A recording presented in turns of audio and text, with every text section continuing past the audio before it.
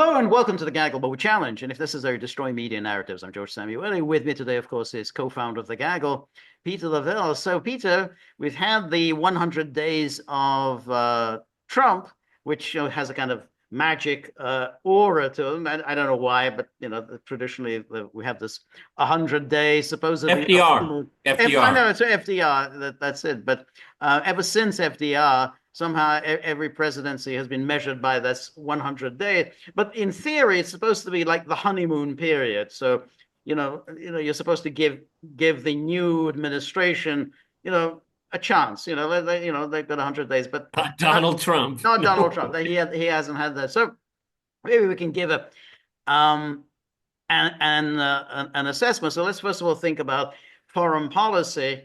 And I think we probably have some disagreements here. I want to be generous. Maybe it's not in my nature, but I want to be generous to Trump.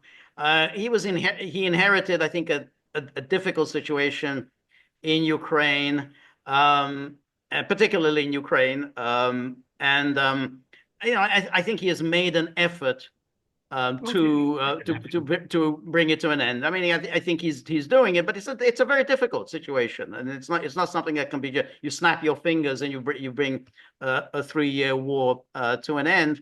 Now, I think on Iran, I think it's fair to say that he kind of brought on this mess to begin with by walking away from the JCPOA, but I don't think the Iranian talks are yet in the toilet. I mean, I know that the latest round of talks was postponed, but there's indications that there are serious technical discussions. There are also indications that, like Rubio saying that, oh, we're not going to allow any kind of enrichment, which I think is a non-starter. But, other indications are that they are going to allow it, but they're going to put in some additional restrictions on it. So it'll be JCPOA plus, they put some Yeah, additional. but they'll never call it that. That's it. They'll never call it that. So I'm not yet ready to just write that off and say, oh, Trump is going to bomb Iran.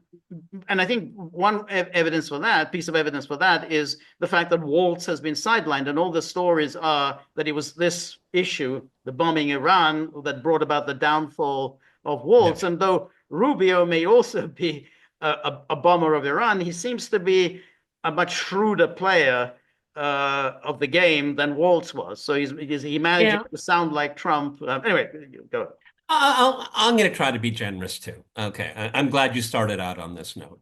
Um, I think Trump, if we look at the two cases you brought up, Ukraine and Iran, I think he wants to get out of this Ukraine mess, okay? And Good. this is Biden's war. It's not my war. Well, it is your war now, Mr. President. I'm sorry, that's the way it works. But the origins of it, you're absolutely right, okay? But he was also part of it. I don't think he foresaw. I don't. None of us foresaw to what degree this project would go. We should have. We should have Right. in retrospect. We Right. should have. But um, my criticism when it comes to Ukraine is that who's talking? I'm really, we're in the kind of envious, unenviable situation of looking at this, milliliter by milliliter, but I mean, we look at everything, every comment, everything is said, and it gets confusing, it gets frustrating. I think that Trump really needs to rein in the messaging on this. I think that would help him. I think that one good thing is that it's obvious to me that the United States and Russia want to have better relations. That's a good start, okay? It's a mistake to think that it can solve Ukraine. Now, what Trump needs to be is to be very bold, okay? You and I have talked many, many times about what Nixon did. Nixon tried a lot of things, Yep. and they didn't always work, No, okay? no, no, They that's right. didn't, okay? But we didn't hear, there weren't the leaks and there were we didn't have a Kellogg and we didn't have this kind of thing. Trump needs to rein that in because after the victory celebrations on May 9th here, it's all over Russian media. The spring offensive will start. And and this is being reported in the Wall Street Journal and New York Times. It's no secret, everyone.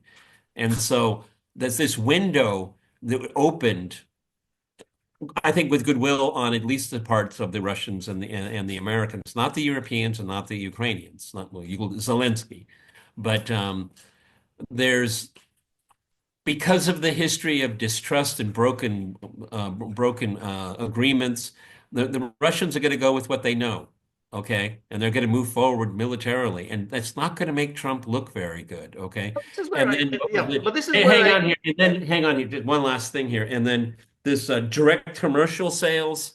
Come on, George, this is a back door to funding the war. well, I mean, if there is this offensive, um, and it's successful, in a way that makes everything much easier. I mean, one of the problems that we have at the moment is that Russia has not achieved its wartime goals. I mean, it hasn't removed all Ukrainian presence from the four oblasts, particularly Donetsk, Kherson, and Zaporozhye. Lugansk, and mostly it's done. And there's been no, demilitarization, and none of that has happened. So in a way, the ceasefire thing makes no sense now for Russia. That's what Trump wants. Trump wants this to end it, proposes a ceasefire, but Russia's not going to accept a ceasefire when it hasn't achieved its wartime objectives. So if this offensive proves to be a success, then everything does become much easier, because if once this these oblasts are liberated, then you can have a ceasefire and said, okay, well, now we'll have a ceasefire. I don't know whether necessarily Trump will go for that, and Trump will instead say, no, we've got to support Ukraine. But that would provide him with Russia can accept a ceasefire in those circumstances. Trump can then say, hey, at least I saved most of Ukraine. I didn't save this. But, what did you expect me to do? No one said, I'm supposed to go in and start fighting the Russians. I'm saving Ukraine. I'm saving 80% of Ukraine. So in a way, if that offensive works, then it provides an avenue to bringing this to Yeah, a satisfactory but conclusion. good analysis. The problem here is that um, stop talking about timelines. Stop. Right. By Easter, by Then some people saying Trump should make a unannounced visit to Moscow on May 9th. And all that. Come on, let's Right. just stay away from the Right. theatrics here, everyone. Let's stay away from that. Okay. Right. What I would like is a lot more quiet diplomacy. I think George and I may be in the minority here. I don't got a big problem with Witkoff. I don't. Okay. As Mark pointed out to us earlier, he doesn't even have a team. I mean, this guy, I guess, got his own briefcase and that's it. I Right. mean, there's something amazing about that. But if that is the conduit of information from the Kremlin to Donald Trump's ear, I feel comfortable with that. Right. I Okay. think so. I And think I don't want to hear any more Waltzes and Rubios and Kellogg's and right. stuff like that because they're trying to roll them. They're trying to roll Trump. Okay. Now let me segue to Iran. Yeah, Trump's he put himself into a real swamp. He really did. And if we can get a JCPOA again, different term, obviously, you can't say that around these people. I think that we can, I think that is doable. I think that's doable. And I think that's what the Iranians want. I think that's, Trump, because we're going to go domestic in a few minutes here. That's what he wants to Right. do. That's his agenda. Okay.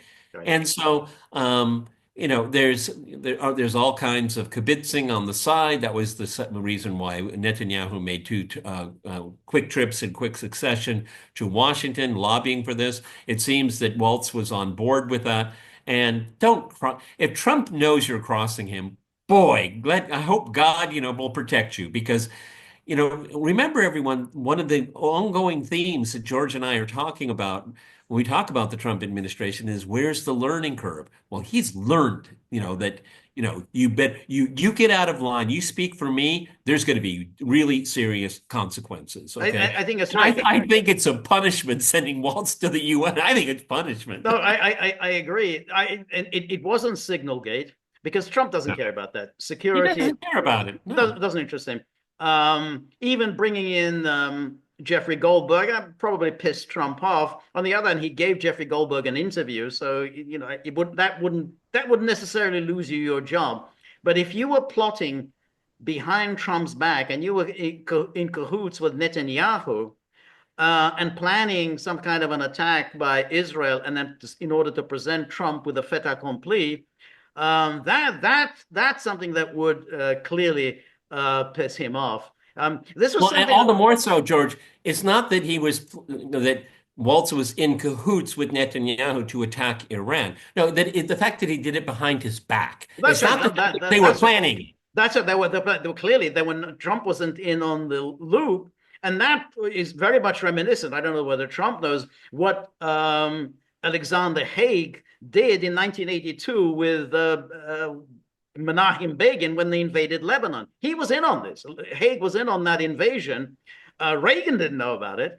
And so that was an unpleasant surprise, with this invasion, and it led to Alexander Haig's firing. He didn't get any landing, maybe you can take some other job. He was out.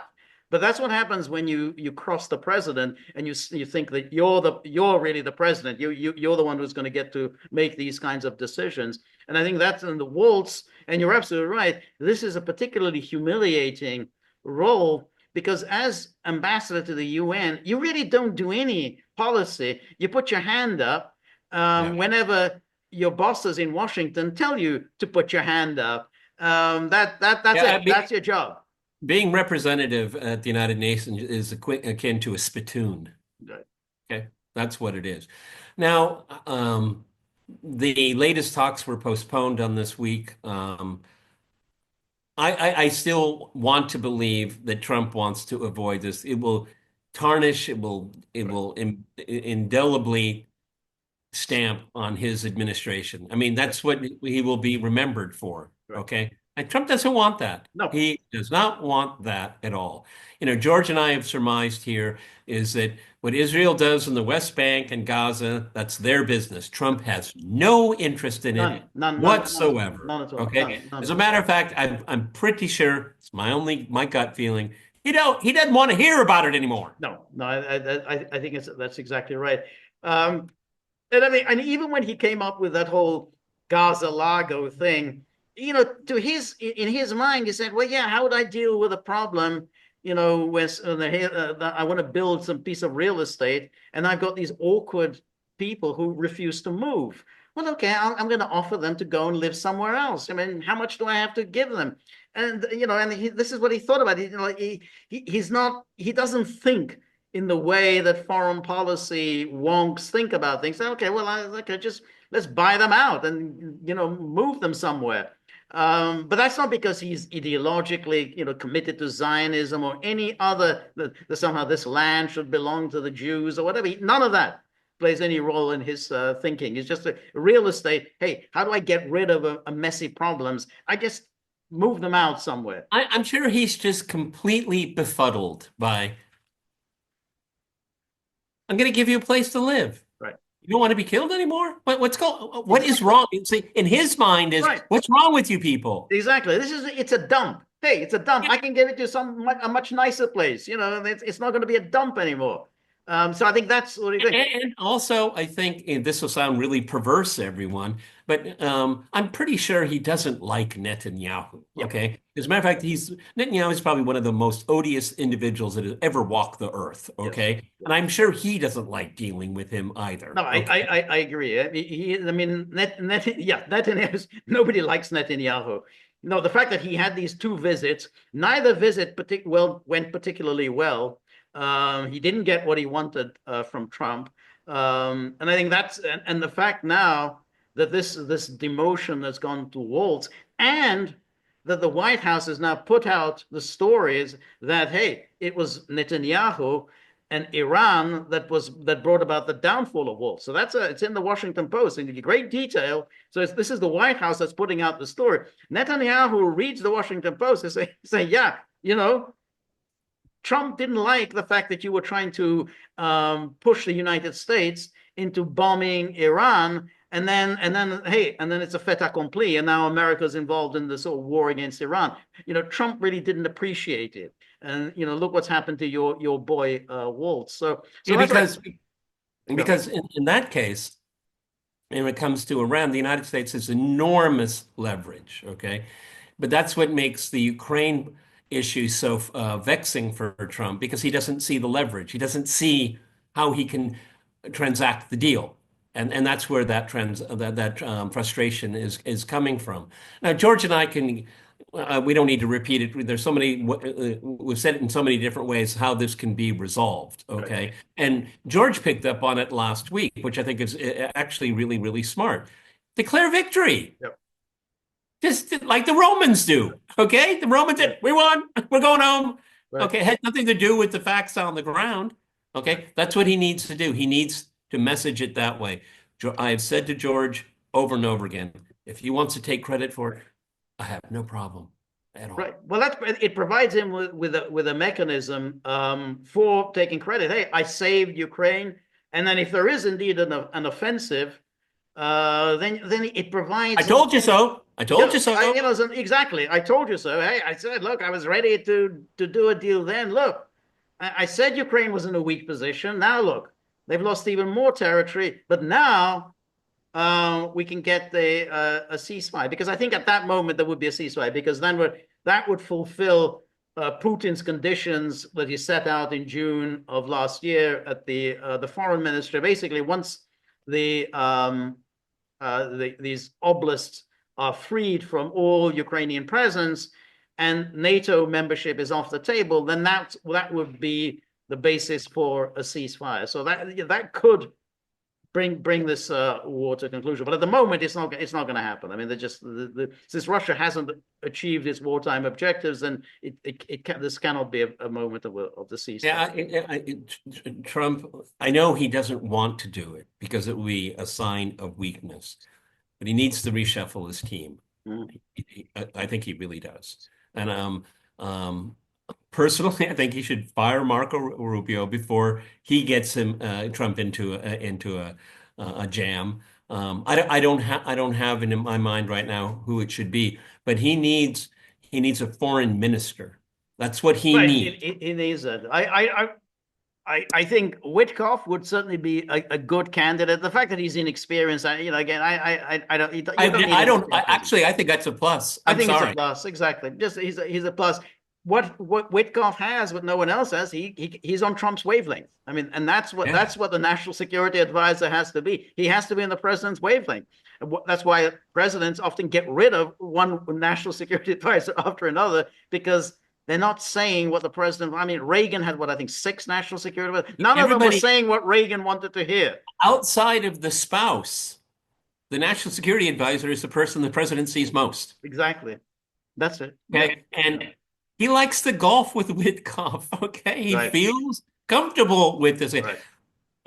Damn it, George, I forgot. Who is the guy that Reagan brought in, his crony, to be, Uh, Judge Clark. is it Clark? There was Clark, and there was also William Allen, I think, or Ray Allen. I just remember it because he always referred to the president as RR. He said RR says, and Uh, he was a cowboy guy. He wore I cowboy think it was boots. Clark. I think Was it Clark was Clark? on. Yeah, yeah. And that's exactly what George said. They were on the same Right. wavelength. Was he a foreign policy No, expert? No. no, But the no, national security advisor doesn't have to no. be. That is Yes. the nexus Right. where all of the information comes, one pager, hopefully with pictures for Trump, Right. and give it to him. That's what the job is. The thing is, Waltz thought he was like Jake Sullivan or somebody. Right. Okay. Right. Right. No, no, no, no. That's right. Yeah, I think it was Clark. Clark was one of his Yeah. cronies from California, Yeah. and I remember people were content. Oh, he doesn't know anything about foreign policy. He's just a crony of Reagan's from California. Yeah, Yeah. but As Reagan got well. on with him. He was on Reagan's wavelength. Al Haig was not on Reagan's wavelength, and he was gone very quickly. So you absolutely, if you're going to be a national security advisor, you have to be on the president's wavelength. Witkoff has it. I don't know. I think he seems to be would be a very good choice.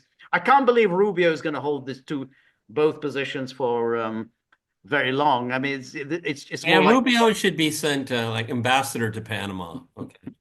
that could happen. I mean, Trump is mercurial. He can this promotion, if we could call it a promotion for Rubio, it's not deserved in any way. It's not like Rubio has done a sterling job and now he's been What has rewarded. he done? He's done nothing. He's done nothing. He's done nothing. I mean, Kissinger was kind of rewarded at the start of Nixon's second term. Now he's your national security advisor from his first term and your secretary of state. But Kissinger had quite a successful run, so it was a reward. Rubio hasn't done anything. I mean, in fact, he's been absent from. I mean, I don't. It's hard. It's hard for me to think of anything that Rubio has done. What you know, other than he's quite a smooth performer on the Sunday talk shows, but that's not that doesn't show your great foreign Well, policy skills. maybe, George, that's what Trump wants. Yeah. Maybe. I know the thing is that, from what we've seen when he has this cabinet get together, there's only one ego in the room. And I think that that's just the way he's wired. Right. And he doesn't want a colorful, intellectual, No. you know, flamboyant, No. No. debonair. No. No. No, he just wants yes men. Yes. That's what he wants. Yes. And I think that's probably what he's gotten his entire career in business. I mean, you don't get along with him, then you're gone. Okay. Why do you think he's appointed Waltz to that position? Do you have any idea why? Oh, Why? because I don't think Trump wants to admit he made a mistake. No, I don't mean the UN position as national security advisor. Why did he appoint Waltz as his national security I just advisor? think safe hands to transition. Everything is fine. No, everything is chaotic, but Right. I think it has everything to do with Michael Flynn. Okay. Mhm. He wants to see continuity. He's in control. He is going to decide. And I also think that Trump is so royally pissed off at Waltz that he Right. wants to see Waltz report to Rubio Oh yeah, now. Waltz is now going to absolutely report to Rubio.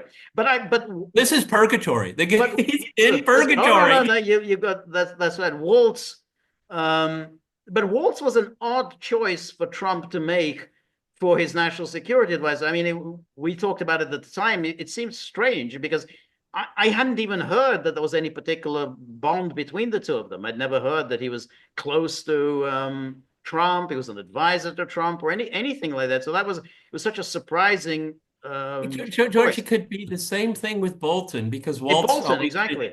Waltz always did the Sunday programs. Okay, very verbose, very self-confident, cocky, peace through strength, Yeah, yeah. all the jargon, empty-headedness, and I think Trump thought, this would be a good fit.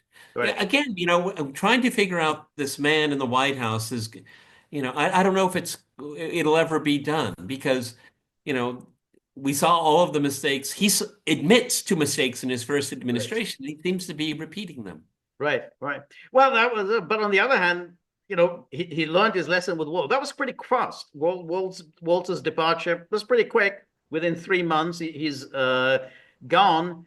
Now, what he's going to do then, that's another question. But I mean, to be honest, my heart sank, and I thought, oh no, we're going to hear by the end of the day, Sebastian Gorka has been appointed. Oh no, no, no, no, it's going to happen. But it's so far so good. But I still dread that Well, that could I happen. think, and instead of looking at who's on the bench, what I think will be interesting to observe moving forward is does Netanyahu realize he burnt his fingers by being so Well, that's forward? that, that's exactly right. I mean, he clearly has burnt his fingers, and that's not a good thing. If Trump thinks that you're going behind his back and trying to present him, Trump, with a fait accompli, so he's involved. And remember, this goes back to the whole Soleimani thing. Trump, I think, clearly feels that he was manipulated into this attack on this assassination of Soleimani. That was Netanyahu who was behind that. So that kind of brings back unpleasant memories for Trump. One hopes just don't have anything to do with Netanyahu. He is bad news. We know exactly what Netanyahu wants. Netanyahu wants the United States to go and fight Israel's wars. That's his strategy. I mean, he's always had that strategy. And don't play into this. Once Yeah, you again, because the people that he surrounds himself with, but let's look at chronologies and cause and effect. You know, I'm perfectly willing to call it the Trump ceasefire. No problem. I'll say that. Okay.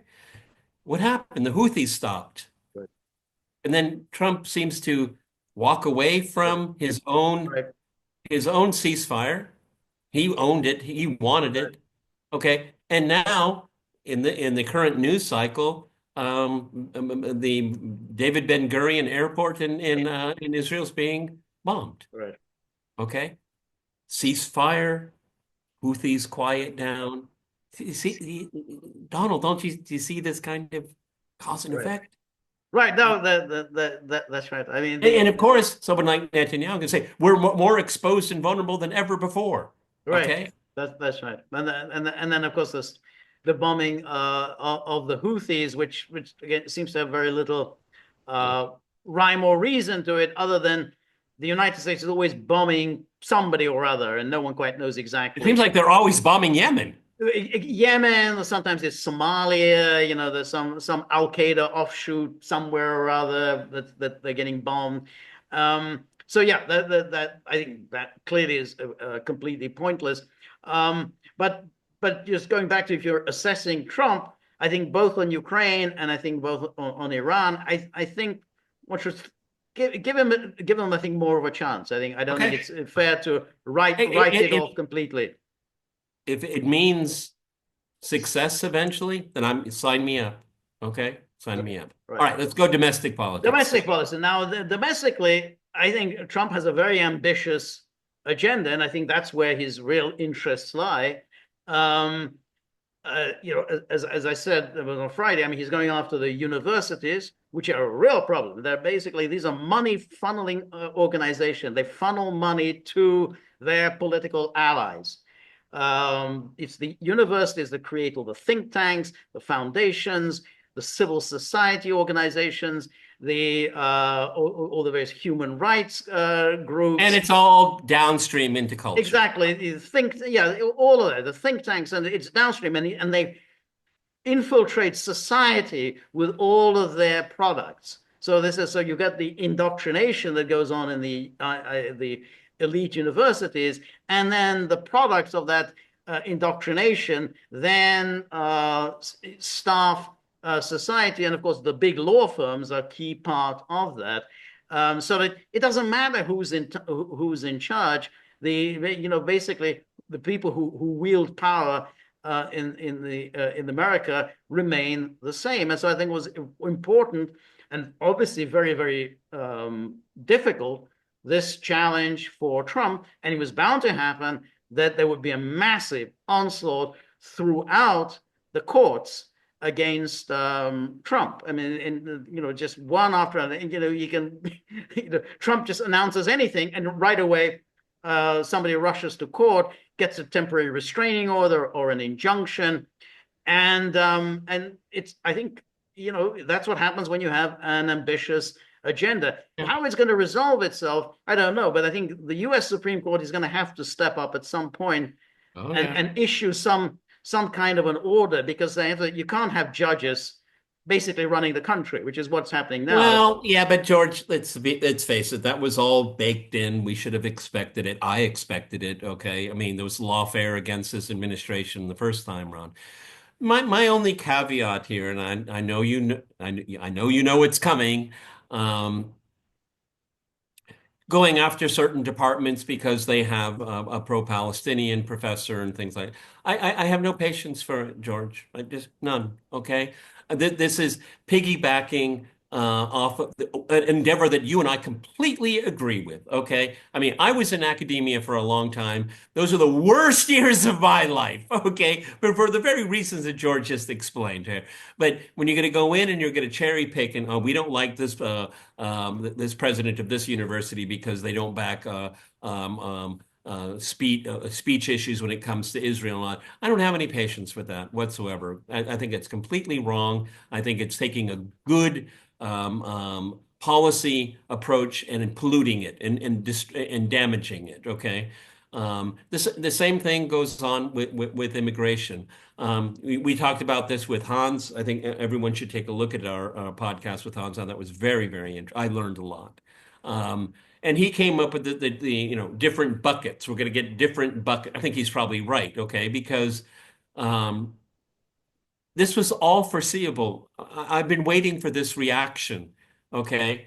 And you have someone in the White House and someone behind the man in the White House, Miller, which is this guy is really deviously smart, okay? I think he's the man for domestic policy. I think that's where almost all of it comes from, okay? He's That's a, very, very energetic. He's yes. very, very quick on his feet. Yep.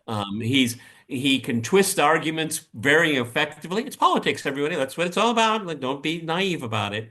But the due process part is very important to me. Um, Again, for me, it's very, very difficult to be really brutally honest because it's gotten to such a boiling point, okay, where people want, I mean, all of the stories flooding the media. This guy was innocent. This guy with the tattoos is misrepresented. George, that's the only real issue. He's not underwater on. People want this, okay? I want it too. I just believe in due process.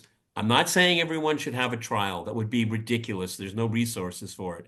But there has to be a form of due process. That's But you very, see, the thing is, when this issue comes up of due process, they nearly always did. This guy, the one who was in El Salvador, he did have due process. I mean, he entered the country illegally in 2012. Then he was essentially arrested in 2019. He was adjudged deportable because he was in the country illegally. He wasn't entitled to claim asylum because if you're going to claim asylum, you have to do it as right soon as you away. come in. He wasn't judged, and then you had a court that ruled, okay, he should be deported, but the court then said, oh, but he can't be deported to Guatemala. Then this got confused because actually it was Guatemala that they said he couldn't be deported to. But the point is that 2019, he said that they should be deported. 2025, he's still in the country. So he has the due process rights. There were two judges who had said that he was a member of this Venezuelan gang. I mean, you've got the point where, hey, how much due process can you get? You're already Yeah, illegal in the but a country, lot of and those you're things still there. I mean, but 2012, many of the things 13 years later, he's still in the country. many things he just said are contested. There is no evidence that he was part of a gang. Okay, Well, that was alleged. no, it wasn't. It was a judge. These were judges who said that there is substantial evidence indicating that he was a member of the gang. Yes, he wasn't put on trial, but that's a different issue. He wasn't tried for being a member of a gang. But you can't say, well, oh, it's an allegation. These were judges who said, yeah, there is enough probative evidence to say that he was a member of the gang. Enough to get him out. I mean, we don't even have to get into a whole argument. It's enough to say he has no business being in this country, let alone the fact he's actually illegally in the country. I have a lot of issues on how it's being done, but going back to what I said earlier, this was all intended. This was all intended. When you bring in people that shouldn't be here, come here illegally, and then you start giving them a cursory touch of the law. Cursory touch. Oh, he's been in front of a judge. He's already had this review. And this is all by design to make it is how do you undo a bad policy of the last 25, 30 years? And this is what the liberals love this. They love this because they've created such a web of complexity. And, it's like when we said with Hans, I mean, in principle, I agree with the policy, okay? But principle and realities on the ground, specifics, everyone's an individual. I don't want to destroy everything just to go after these people. And maybe that's being naive. Maybe I'm being very soft about it. But deporting a mother with two children with cancer and stuff like that. I Right, mean, but if you're talking about 20 billion people, and if you say, okay, well, we're going to go through a legal process in every case, then it is going to take 1 million years. I mean, it's just out of the question. And of course, that's the design of liberals because they're going to say, hey, they're in. Once they're in, they're in, and there's nothing you can do about it. that's what I said. This was And and all and, and by therefore, design. what you need to do, President Trump needs to do, is to offer them all an amnesty and say, that's it. That we basically give up. We can't do anything about it, and you're here to stay. And of course, what happens when you give an amnesty? Well, that's going to encourage, 20, 30, 40, 50, 100 million people to go, hey, let's go to the United States because down the road, we're going to get amnesty. And that's always the danger with this with amnesty is that it encourages others to do so. Reagan, this was one of Reagan's most disastrous policies when he offered the issued the amnesty of 1986 because that created the flood of people coming in the expectation that there will be another amnesty. And there nearly was. I mean, there was one in 2001, there was 2007, 2013, but each time it was defeated in Congress. But there's always this possibility that there will be an amnesty. So, ultimately you have to say, you have to bite the bullet and remove people. But when you say about little children, now, all right, that's always very harsh. But what happens to, let's say there's a criminal and the criminal, who's made, stole a lot of money.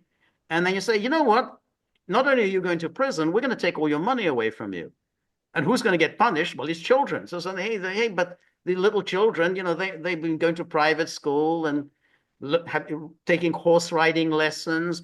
No more private school for you. No more horse riding Okay, lessons for but you. You're George, gone. George, But George. that's what I mean. Yes, children are always going to be punished when you punish the parents. Otherwise, if you say, well, we can't punish the children, that means you can't punish the parents. If you send someone to prison, their children are going to suffer, even if Yeah, you send them to prison in the United States. right. George, my only point is here, and it's more of a point of principle. Let's not forget about due process. That's all I'm saying. That's all I'm trying to say. I don't know how that is done. This was a disaster by design in the making for decades. I agree with you completely. They wanted to make this such a tight knot that would be very, oh, they just give up. Okay, we just give up. I get you 100%. Okay, but when Trump's saying, this is a tattoo of, MH13. I mean, I had to take my man. I don't see that. Okay, Right. I don't see it.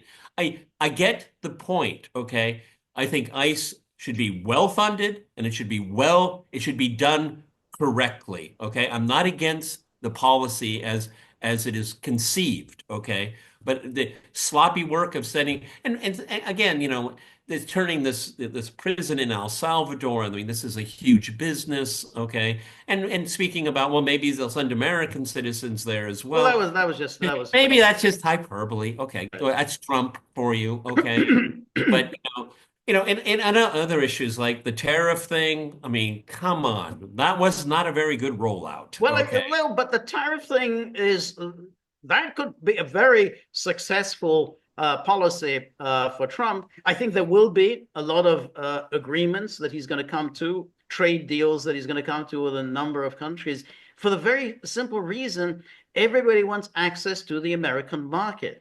Nobody wants to be excluded from that market, and Trump knows this, and that's the leverage that he has.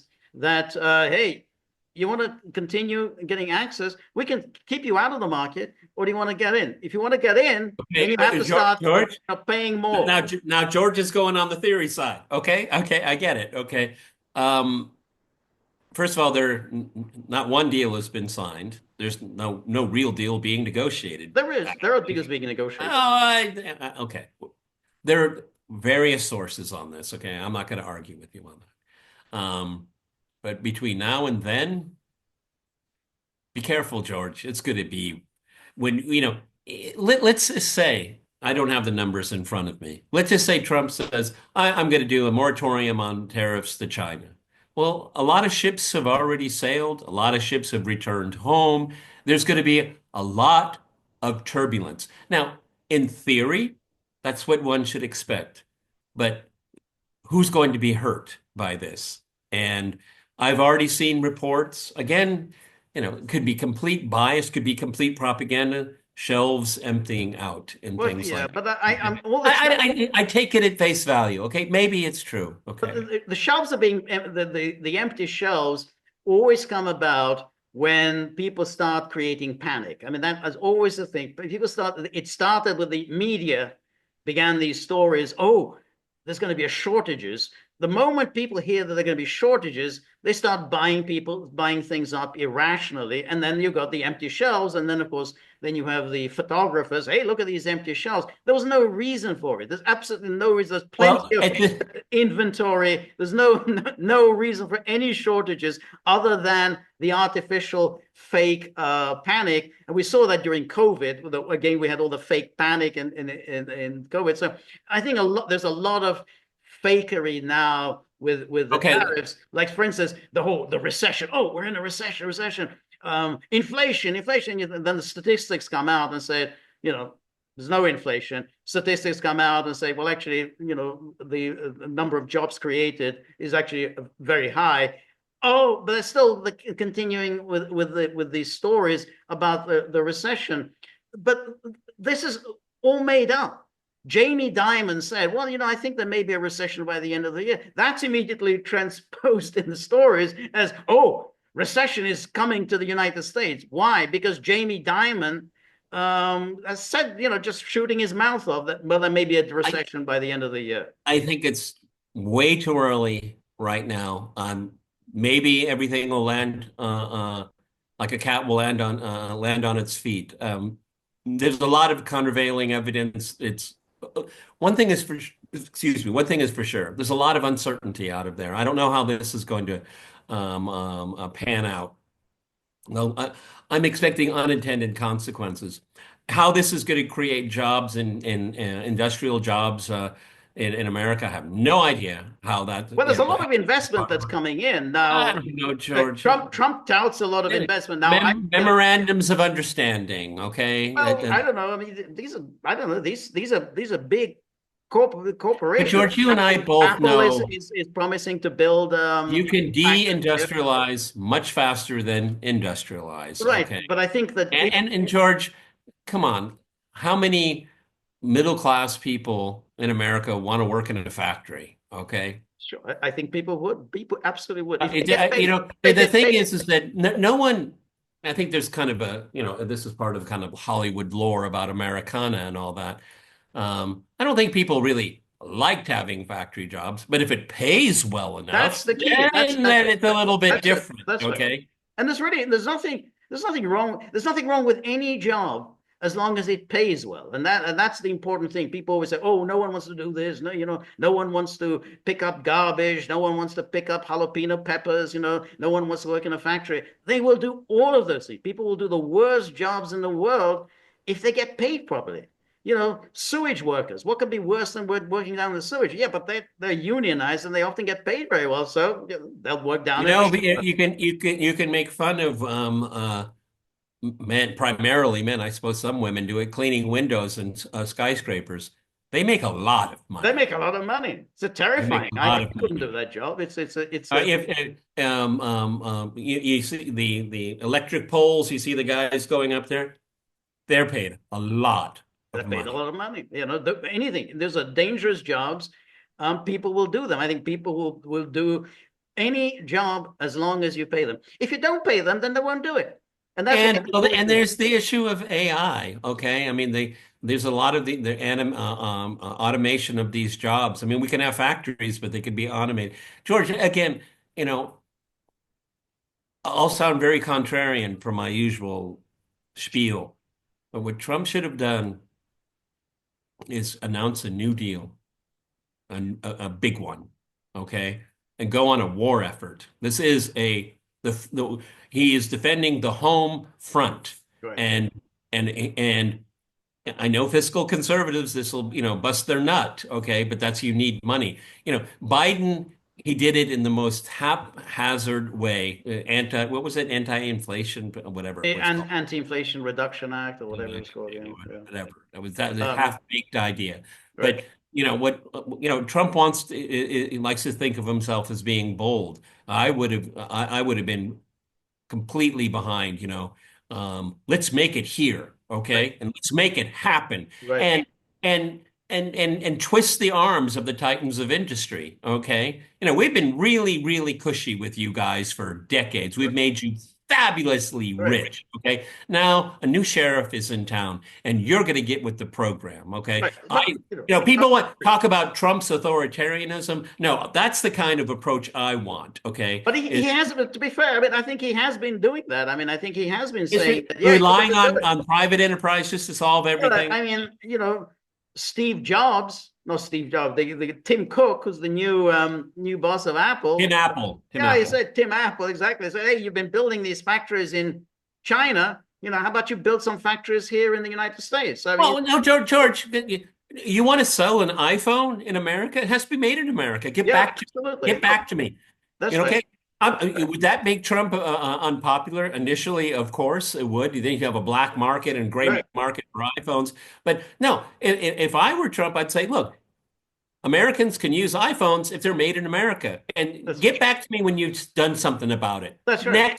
Next. That's Who's right. next? That's okay. And then we talked about this now with these taxes. Now he's going to lower taxes for working class, middle class people, and no tax on tips, no tax on overtime, no tax on Social Security. He may still raise taxes on the very rich. A lot of Republicans are very indignant about that. It may not happen, but they're putting it. There's clearly a fight going on between Trump and the Republicans, and they say we are the Republican Party. We can't be for tax increases. So there's a fight there, but you can see that the Trump is actually saying that, yeah, somebody's going to have to pay for these the tax cuts for lower income people. Why do the rich deserve a tax cut? What have they done? I mean, What's and important? that's always the question no one asks. Why do the rich deserve a tax cut? What's going to be important? Again, it's so early, we can talk about foreign policy initiatives and we can find the confines pretty easily. But his domestic agenda is so vast and so overarching. It's still very, very early to see how it's going to pan out. But one thing I would keep an eye on is that will his voting base feel that they're benefiting from it? Well, I That's think going to be that's really important. I important. was going to mention this because when we were talking about the foreign policy, that was a very significant tweet that was sent out, long tweet sent out by Marjorie Taylor Greene. She's absolutely slap bang in the middle of the MAGA base. She was very critical, very critical. She said, I don't like what I'm seeing. I don't like this deal, this minerals deal in Ukraine. I don't like this deal. I don't like all these threats against Iran. That's not what MAGA is about. She's a loyal Trumpist. And why I think that long tweet that she sent out is significant, that she does speak for the base. And so if Trump does decide, I'm going to escalate in Ukraine, I'm going to bomb Iran, he's going to lose that base. And he needs that base because if the Democrats do capture the House next year, first order of business, the impeachment. They're already drafting the articles. It's being done now. They're drafting the articles so they'll be ready to go on day one to present their articles of impeachment. He's going to need every single vote he can get to survive because he doesn't have too many friends in the Republican Senate. So he's going to be fighting for his political life. He can't afford to antagonize Marjorie Taylor Greene or Charlie Kirk, Tucker Carlson, Steve Bannon, because they're the ones who are going to be absolutely marshaling the troops behind him. Absolutely agree. His base has to feel that they're benefiting from these policies, even if it is turbulent, and it will be turbulent. It cannot be otherwise. But and Trump needs to keep his finger on the pulse. And I think having leaders within the MAGA movement telling him the hard truth, Right. he's got to pay attention to that. People have to, George, oh yeah, well that guy got deported. Yay, yay, great, okay. He never should have been here in the first place. Okay, okay, fine, I get that. Okay, but how is it improving your life? Right. No, That's got to be part of the equation here, okay? right. Because I don't want this right-wing wokeism to take hold, okay? I'm just a victim. I'm a victim. That guy's out. Yeah, I feel Right. better. Well, that's Right. not. It's not going to change No, it is, but that's your. why I think he's getting, he's not doing badly in the polls. I mean, that's He's what not the doing great, George. He's not doing great. I don't, I think it's being exaggerated. But the reason why I think it's he's holding up is that people think that he's trying to help by removing people from the country, by trying to bring jobs back, by imposing tariffs. They think he's trying to help. He's trying to improve lives for ordinary people. I mean, when you do that, it's like I want to bring jobs home. Hire American, buy American. The thing he's doing something for us. Whether it succeeds, and that we'll see down the road. But that's, I think, different from the kind of usual Republican thing of, well, we'll have deregulation and Yeah, tax yeah, yeah, cuts and yeah, yeah. everything. Because then people say, well, what are tax cuts doing for me? What's deregulation Yeah, doing for because the theory is sound. That means the outcomes will right, be right. solid. No, that's rubbish. Okay. No, but Nobody believes that anymore. that's right. Okay. But I think if you say, hey, I want to get rid of people who are a source of illegal labor. They're just keeping people out of jobs. I want to get them out of the country. I want to bring investment Okay. into the country, But and see, that's helping. that's an important message, George, because it pulls down wages. But Yeah. the way everything is reported, it's getting rid of criminality. Well, it may be getting rid of some criminality, but is it helping your wage package? See, Right. that's the Well, kind it's of both. Well, it's messaging I both. think is But really the important. person you mentioned, Stephen Miller, he emphasizes both. I mean, criminality and keeping down wages, and then they're always on Laura Ingraham, and they say, yeah, they're basically keeping down wages. And how do you raise wages? You tighten the labor market. You remove people who are just simply surplus labor and driving down wages. So it's something he's seen as helping. I mean, when you have the auto workers, the UAW supporting Trump, that's you're making progress here. This is organized labor that's giving him a certain latitude. These are people who don't like Trump. They don't like his politics, but they think, hey, he is trying to do something for working people. And as long as you're seen to be doing that, I think you're in good shape. Well, Once it okay, seems like hey, you're just helping your rich friends, then you lose your support. But at the okay. moment, I don't think he's Okay. seen as that. One more thing I want to talk about. The verdict on everything we just said, talked about, it won't be in for a while. Okay, so we'll obviously have to revisit it. Last thing I'd like to talk about, George, is Trump is not doing great in the polls, but then again, we've always believed correctly that he's always underestimated. We'll put that to the side. One thing that shows that he's succeeding is the reaction, his political opponents' reaction to him. Um, Sitting in front of the Capitol singing songs, or Cory Booker talking for 25 hours where nobody cared what he said. Right. I mean, the reaction to this is they're completely befuddled. AOC and Bernie Sanders on their anti-oligarch. Right. I mean, I just think this makes me laugh. Okay, Yeah. Bernie, that was the message from 10 years ago. That's right. That's right. That's it. 10 Yeah. years ago. Did you That's notice anything happen between now and then? right. Okay. I mean, I'm astounded on the idiocy of the reaction to Trump on the left. I'm just astounded. It is stunning because they don't really see that, hey, what you need to do is to take something from Trump and then try and give it a kind of a leftish twist to it, or sort of some of his populist message. But instead of that, they just keep repeating the same thing. Now, you can't be a populist and be for open borders. I mean, if you're going to protect the working people, you can't throw open the doors to illegals. This thing, oh, what he's doing, his rich friends, he's helping his rich friends. Well, it's Trump's Justice Department. They're going after Facebook.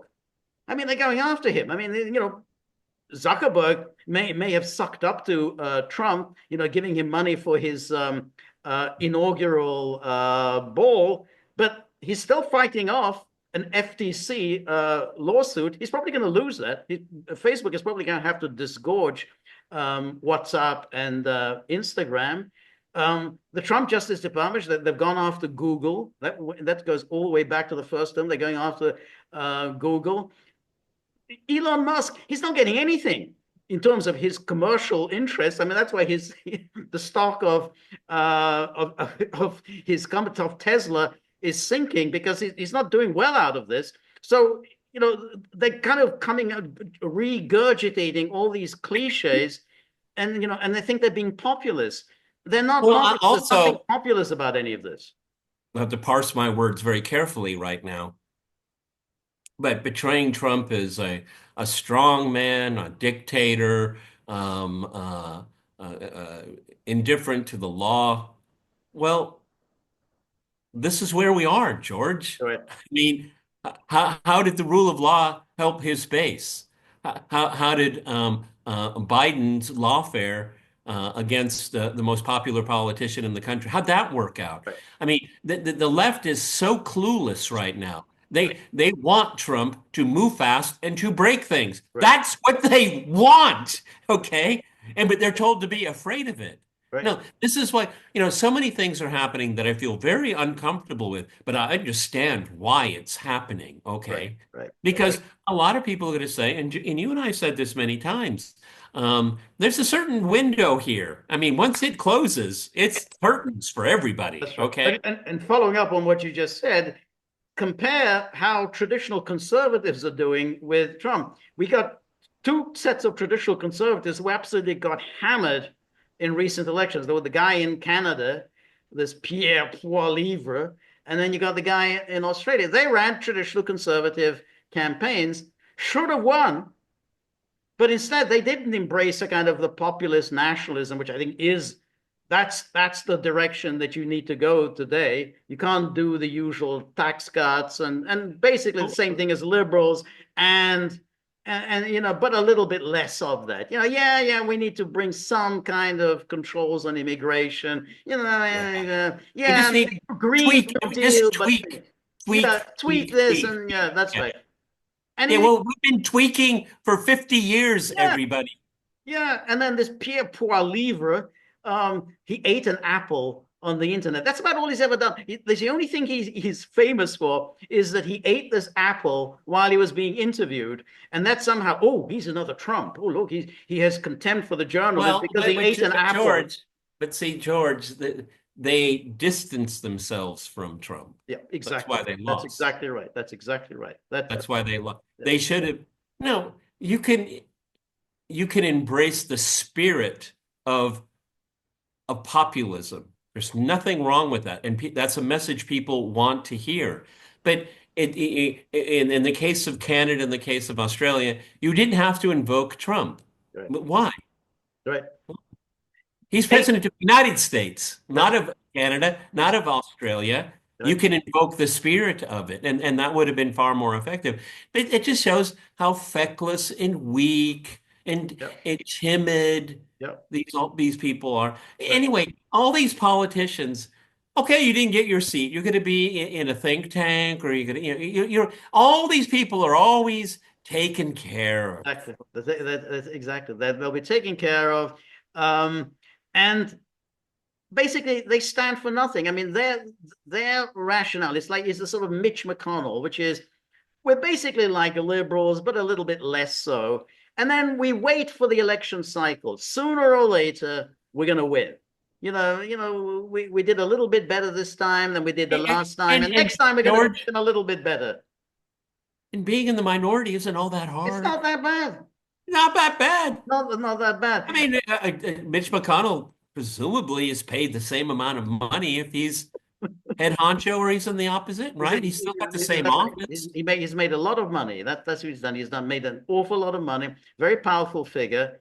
Um, so in both cases, Australia and Canada, you had liberals or kind of center-left parties, deeply unpopular, and they won comfortably because they didn't have anyone opposing them. I mean, and here there was an opportunity. Pierre Poilievre could easily have said, well, I'm somebody who can get on well with Trump. We've got a problem with the United States. I can do something that Mark Carney can't do. I can get on Trump's wavelength. I can work something out with him. We can get a trade deal done. Instead, he went down this path of trying to bash Trump, but maybe not as strongly as It, Carney it was. it's like it's Neil Kinnock all over Right. again. That's right. Neil Kinnock, say, well, I'm just a little bit different than That's right. Margaret. Exactly. Exactly. What does that mean? That's good. That's it. That's exactly that's what it is. And then you wait around for the next cycle. Sooner or later, we're going to win. I mean, that's the as long you play the odds, and sooner or later, they will vote me in. So I'm not going to come up with an agenda of my own. I'm not going to come up with any new ideas. I'm not going to do anything to challenge established thinking, the political establishment. I'm not going to, the whole center left liberal ethos. I'm not going to challenge any of that. I just simply, twiddle my thumbs, and at some Yeah, point, but I'm see, going to but win. that's where liberal democracy is in the West, because it's really interesting, specifically the United States. It's not what the Republican Party is going to do. It's not, the Speaker of the House, this typical paradigm through institution. No, it's what Trump is going to do. Right, This is beyond parties right. now. And That's and this and we see this going on in Germany. We did right. a video earlier. Right, Okay, it's not the people are always going to find a way right, to go around the institutional blocks right, around them. right, Okay, and this is where that's why the populist movement is where it is right now. Yeah, they're going to be blocked here, but who knows where they're going to be able to exert pressure right, through institutions, through protests. Who knows? But right, this institutional uh, gridlock right. that the establishment thrives off Yep, of. that's right. You have no other choice but me. That's what they tell us all the That's it. time. That's it. You have no other choice. It's That's right. me. That's right. Exactly. And that's the purest expression. That is Germany. You get an election outcome, two parties that did really very poorly, the Christian Democrats and the Social Democrats. And what do you know? They're forming a government. You say, hey, but we just rejected you. Well, you may have rejected us, but we're the government. And it's again interesting in the UK, where Nigel Farage just did very well. Yes, good point. Yes, yeah. Yes, he did very well. Did the populist thing. He didn't distance himself from Trump. Whereas the British Conservatives, they haven't yet bottomed out. I mean, they did terribly in last July in the general election, but apparently they still haven't bottomed out. They're still